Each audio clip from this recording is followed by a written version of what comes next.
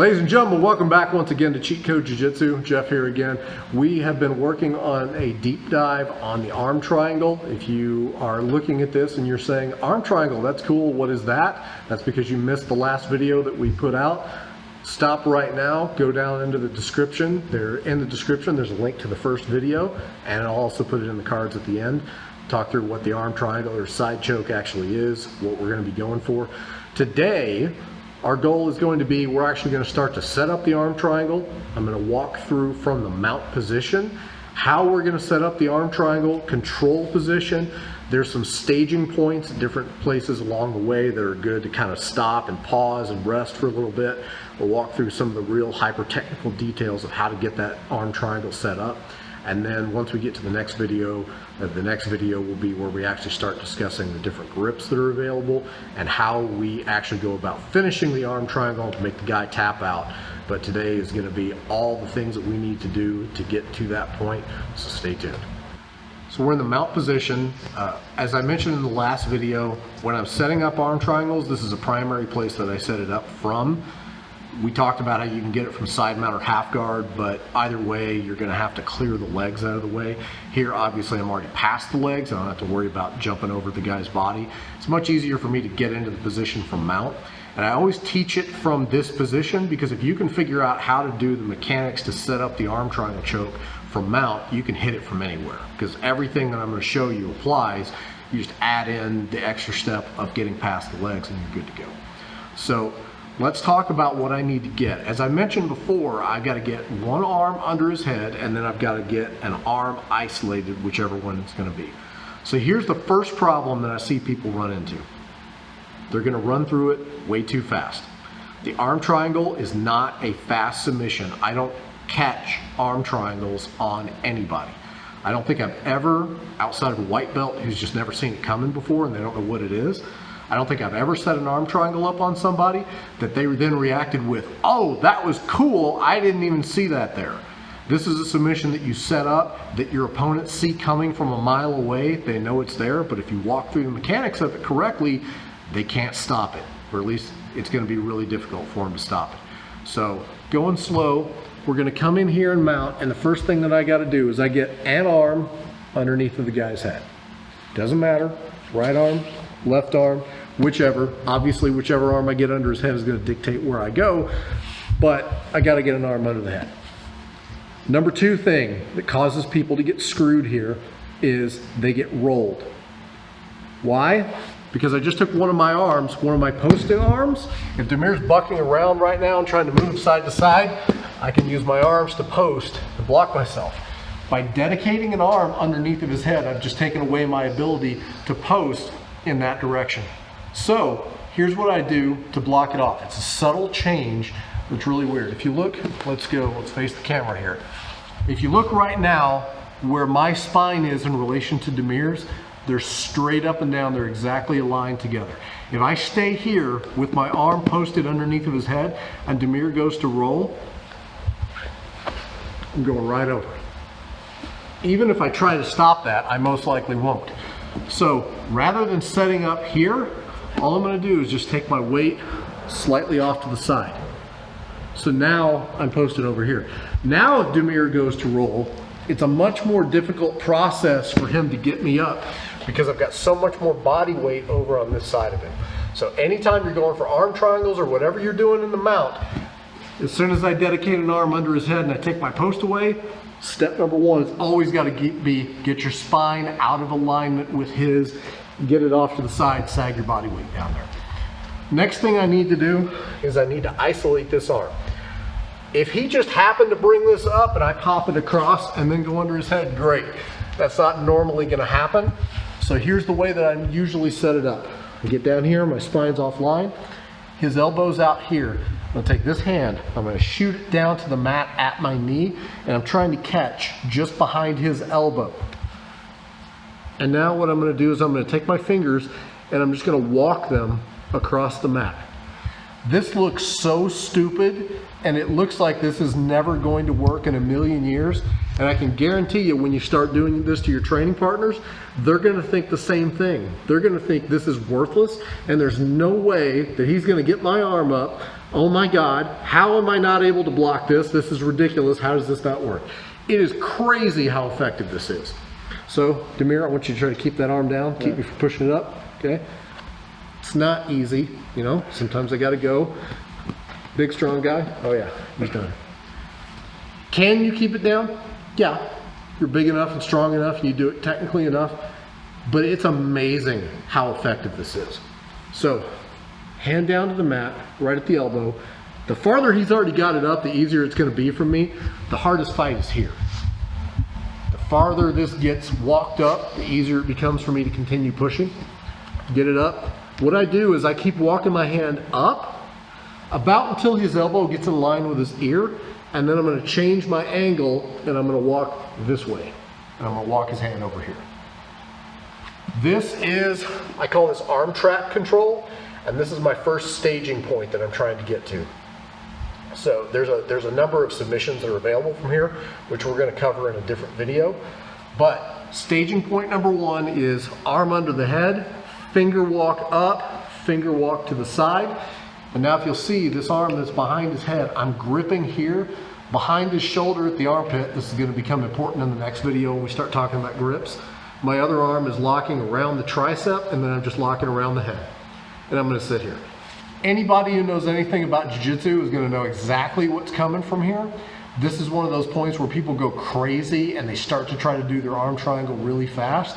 Well, he's going to be going crazy trying to defend at this point. If you start moving through this too fast, he might get that arm out, he might put defense in place, he might roll you. So you got to calm down and settle down and just chill out. If you got 5-10 seconds left on the clock and it's a competition and you're losing on points, okay, go fast. If you've got the time, just settle in.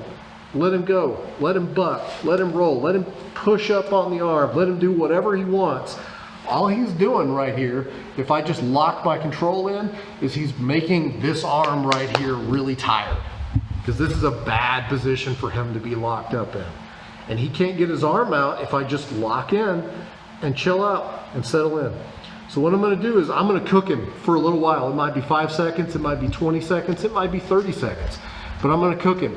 Then what I need to do is when I'm ready to make my transition, I'm gonna chin tuck him. Right there. I just go around the elbow and then tuck with my chin. It kind of looks like I could be choking myself, but he doesn't really have a lot of pressure back into me.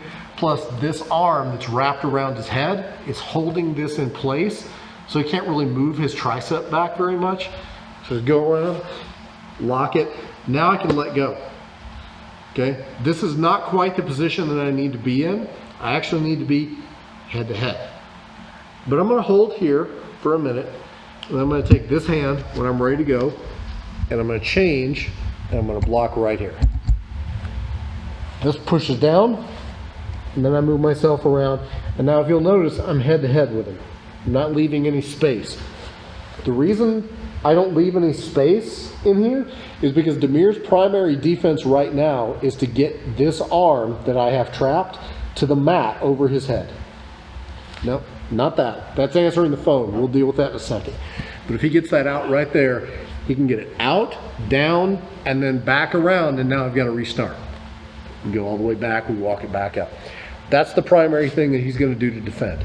If I leave space here, there's a way for him to pull that arm up over his head and bring it out.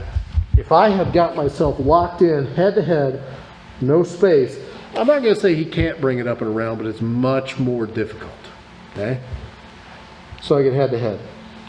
This is the point where I'm going to start selecting what grip I'm going to use. There's a lot of grips that you can use, a lot of different ways to finish the arm triangle, which we're going to cover in the next video.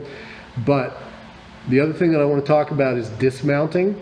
Okay, so right now I'm in mount position. What I need to be is I need to be off to the side, specifically this side where I have his body trapped, or where I have his arm trapped.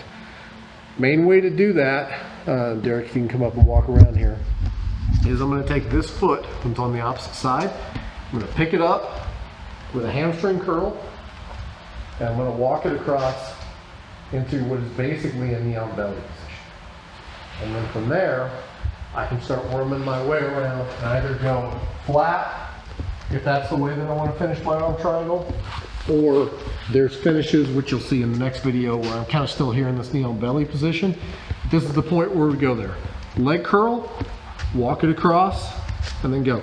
If you've got guys that are really good at blocking that, and you feel like if you bring that foot up and try to walk it across, that he's going to catch you in quarter guard or something like that, which totally can happen, then you can also do this as from mount, walk the guy up, lift, and then slide the knees across. That works as well. That's the way I usually do it, but both of them will work. So we get here into this position. One of the things that I like to do from here as well is I rock the guy up on his side before I go, plant that to the mat while I'm pushing it through, and then regrip his shoulder. All that'll really help, just because my bicep might not be really super tight up against the side of his neck when I start doing this, but when I drop it, push it, now I'm really in place. Now I'm ready to grab my grip and go for the arm triangle, dismount, go from there. Last thing I want to talk about is what Demir actually tried to do, which was answering the phone. This is a commonly taught defense to various different kinds of arm triangle chokes. So you go ahead and put that in place. This is called answering the phone, right? Number one thing, keep in mind, this is actually not nearly as effective of an arm triangle defense as most people think it is. If I've got a really good tight squeeze, I can crush straight through this and it doesn't really do much. But here's a couple of little tricks that you can do to clear this off. Number one, the hang up. Take my thumb, put it right inside, grab it, lift it, push it across, and then occupy that space with my head. That works. Number two, hair comb.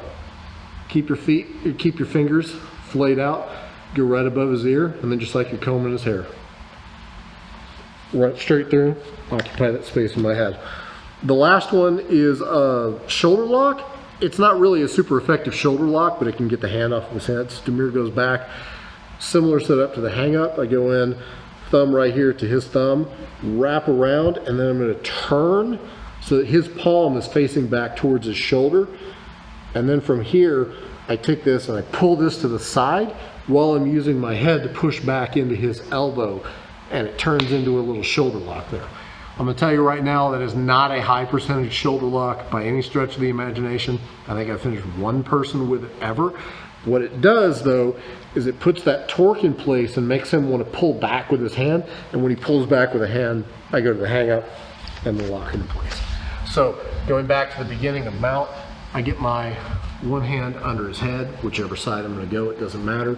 I get my spine off to the side, come down here, finger walk the hand up, finger walk to the side, push that around his head, staging point, hold up here, let him thrash, let him buck, let him do whatever. When I'm ready to go, chin tuck, replace with my hand, shove that down, head to head, lift him up just a little bit, push that through, re-grab right here on the back of the shoulder. You'll see why next time. And now we're ready to go.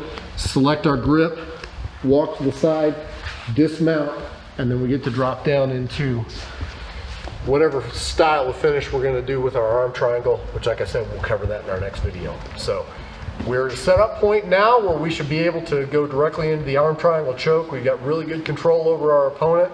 So check back next time and we'll start working on the specific mechanics for finishing and all the different variety of ways that we can do it.